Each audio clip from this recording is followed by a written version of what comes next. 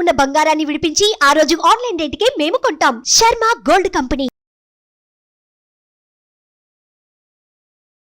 నమస్తే, welcome to Suman TV. నేను మీ యామ్ని. ప్రస్తుతం మనతో ఉన్నారు ప్రముఖ ఆధ్యాత్మికవేత్త, ప్రముఖ జ్యోతిష వాస్తు పండితులు డాక్టర్ గుండపుడి శివసుధీర్ శర్మ గారు ఉన్నారు. గురుగారితో మాట్లాడి మనకున్న సందేహాలను అడిగి తెలుసుకుందాం. నమస్కారం గురుగారు. శ్రీమాత్రే నమః. శ్రీ గురుభ్యో నమః.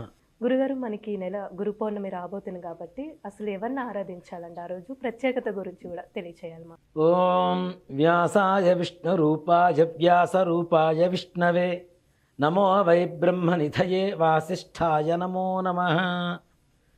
మనమందరం చెప్పుకున్నటువంటి గురు పౌర్ణమి అనేటువంటి అసలు నామధేయం వేరం.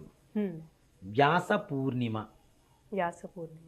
గురు పౌర్ణమే వ్యాస పూర్ణిమ. వ్యాసుడి జన్మతిథి, ఆయన పుట్టినటువంటి రోజు కాబట్టి ఆ పౌర్ణానికి వ్యాస పూర్ణిమ అనేటువంటి పేరు వచ్చింది. గురు పౌర్ణమి ఎందుకు అంటే వ్యాసుడు గురువుల్లో ప్రప్రథముడు అని చెప్పుకోవచ్చు. అందుకనే వ్యాసాయ విష్ణు రూపాయ వ్యాస రూపాయ విష్ణవే నమో వై బ్రహ్మనిధే వాసిష్ఠాయ నమో నమః అని చెబుతూ ఉంటాం. విష్ణుమూర్తి స్వరూపమే వ్యాసుడు అనేటువంటి. వ్యాసుడు అనేక రకాలైనటువంటి పురాణాలు, ఇతిహాసాలు ఇవన్నీ కూడా రచించారు ఆయన. కాబట్టి ఆయన గురువుగా భావిస్తూ ఉంటారు.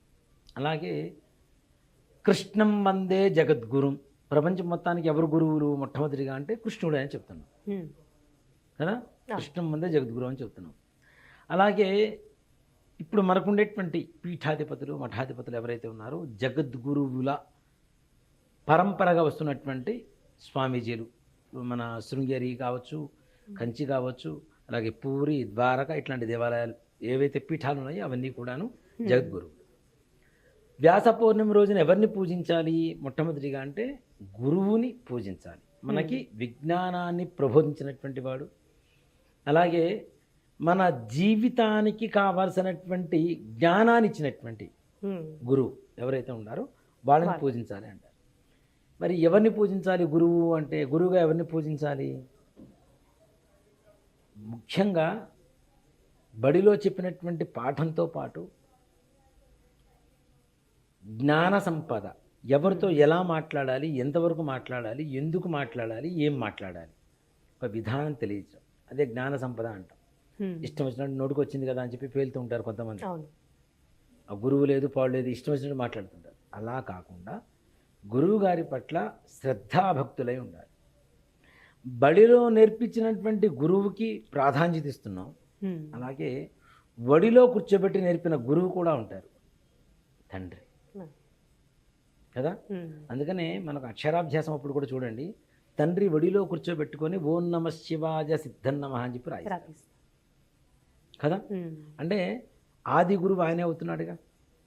అలాగే బ్రాహ్మణులకు ఉపనయనం చేస్తాం, ఉడుగు చేస్తూ ఉంటారు కదా, జంధ్యం వేస్తూ ఉంటారు. ఉపనయనం జరిగేటప్పుడు కూడా బ్రహ్మోపదేశం, గాయత్రోపదేశం తండ్రి గారి చేతనే పిల్లవాడికి చేయిస్తారు.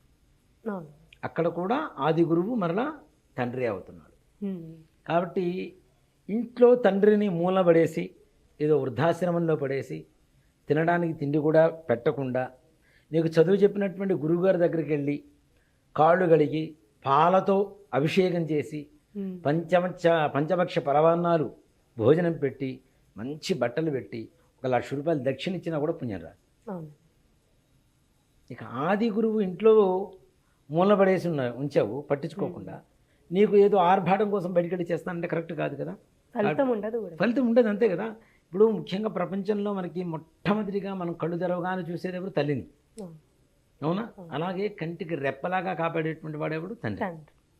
వీళ్ళిద్దరిని వదిలేసి ఎవరికో నేను పూజ చేస్తాను, ఎవరికో ఇది చేస్తాను అంటే దైవం కూడా హర్షించదు. కాబట్టి ఆది గురువుగా తండ్రిని చెబుతున్నాం. కాబట్టి మన దీంట్లో కూడా మాతృదేవో భవ, పితృదేవో భవ, ఆచార్య దేవో భవ అంటే ఆచార్యుడికి అంత ప్రధానమైనటువంటి స్థానాన్ని ఇచ్చింది మన సంప్రదాయం. అంటే గురువు గారు జ్ఞానాన్ని ప్రసాదించినటువంటి ఎవరైనా గురువే. విద్య ఒక్కటే కాదు, జ్ఞాన విద్యను ప్రసాదించినటువంటి ప్రతి ఒక్కరు కూడా మన గురువుతోనే సమానం. ఇప్పుడు ఏకలవ్యుడికి ఏమాత్రం గురువు అని చెప్పి ఆయన ఏం నేర్పించాడు? ఏం నేర్పించలేదు కదా. కానీ ఈయనే ఆయన విగ్రహాన్ని ఎదురుగా పెట్టుకొని అన్నీ నేర్చుకున్నాడు కదా. సొంతంగా. అవును. అక్కడ ఆయనే గురువుగా ఉన్నాడు కదా.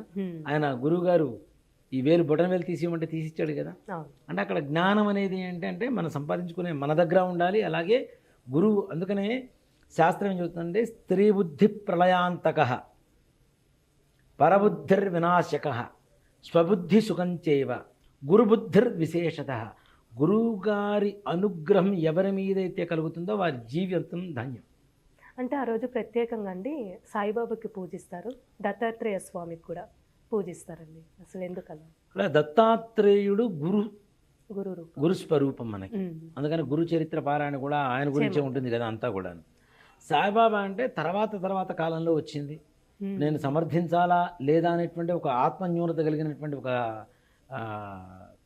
అనుమాన స్థితిలోనే పడిపోయింది. సాయిబాబా అని చెప్తున్నారు కొంతమంది, ఎక్కువగా ముస్లిం మత గురువు అని చెప్పి చెబుతున్నారు. కొంతమంది అసలు సాయిబాబా గుళ్ళ విగ్రహాలు ఎక్కడ ఏ గుళ్ళలో ఉండడానికి లేదు, హిందూ దేవాలయాలు అని చెప్పి కొంతమంది చెబుతున్నారు.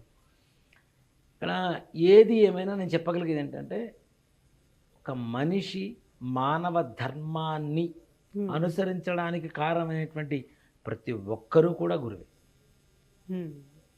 ఇప్పుడు ఆయన సాయిబాబా హిందువా కాదా తీసి పక్కన పెడదాం. అంటే కొన్ని మహిమలు ఉంటాయి కదండి, చెప్తా అయ్యో ఉంటాయేమో. వాళ్ళకి ఆయన ద్వారా 10 మందికి భోజనం అయితే, అన్నదానం అయితే జరుగుతుందిగా, 10 మందికి వ్యాపారం అయితే జరుగుతుందిగా, భుక్తి అయితే నడుస్తుందిగా. సో ఆయన గురువే అనుకోవచ్చు, దాంట్లో తప్పేం లేదు.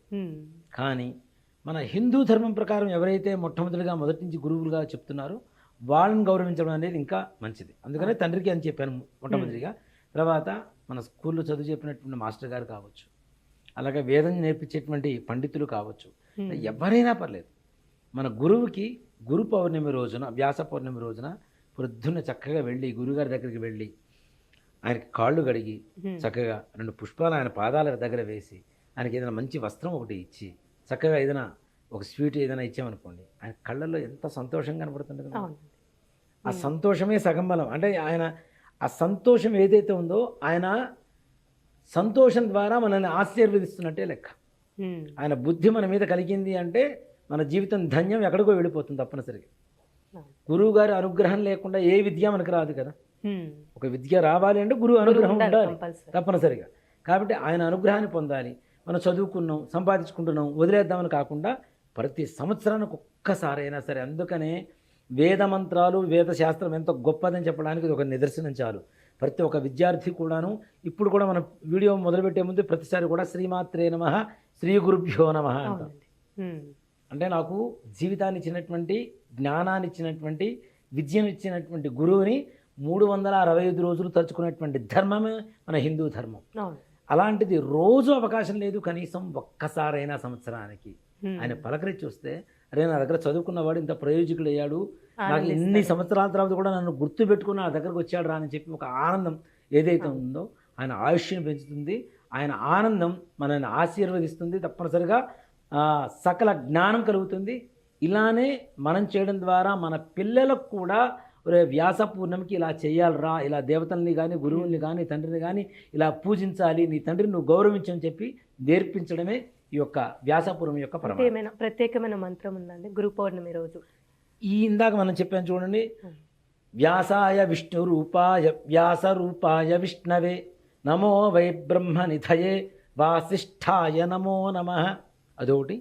అలానే గురు బ్రహ్మ గురు విష్ణు గురుర్దేవో మహేశ్వర గురు సాక్షాత్ పరబ్రహ్మ తస్మై శ్రీ గురవే నమః. ఈ శ్లోకం ఒకటి. అలాగే మనకి నవగ్రహాల్లో బృహస్పతి శ్లోకం ఉంటుంది. దేవానాంచ ఋషీనాంచ గురు కాంచన సన్నిభం బుద్ధిమంతం త్రిలోకేశం తన్నమామి బృహస్పతిం. ఈ 3 శ్లోకాలు తప్పనిసరిగా ఆ రోజున కనుక మనం ఒక పావు గంట 20 నిమిషాల సేపు దేవుడి దగ్గర కూర్చొని ప్రార్థన చేయగలిగితే గురుదేవుని అనుగ్రహం కలుగుతుంది. తప్పనిసరిగా సకల విద్యలు, సకల జ్ఞానము కలుగుతుంది. మన పిల్లలకు కూడా మంచి జ్ఞానాన్ని, సంప్రదాయాన్ని మనం అందించిన వాళ్ళం అవుతాం. చాలా చక్కగా తెలియజేశారు గురుగారు. ధన్యవాదాలు. శ్రీమాత్రే నమః, శ్రీ గురుభ్యో నమః.